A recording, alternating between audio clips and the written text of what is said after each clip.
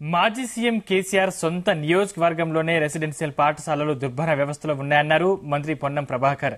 పాఠశాలల్లో సరైన వసతులు లేక విద్యార్థులు తీవ్ర అవస్థలు పడుతున్నారని ఎద్దేవా చేశారు. మెదక్ జిల్లా తుప్రాన్ రెసిడెన్షియల్ స్కూల్లో ఆకస్మిక తనిఖీలు చేశారు మంత్రి పొన్నం ప్రభాకర్. రెసిడెన్షియల్ స్కూల్లో సమస్యలపై విద్యార్థులను అడిగి తెలుసుకున్నారు.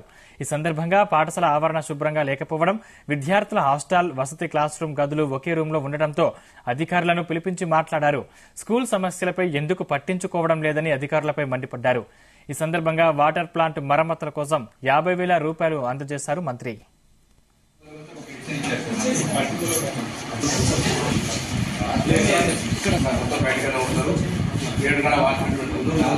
ఇప్పుడు బ్లాస్టింగ్ జరుగుతుంది, పిల్లల్ని బయటికి రావద్దని ఒక మాట అంటారు.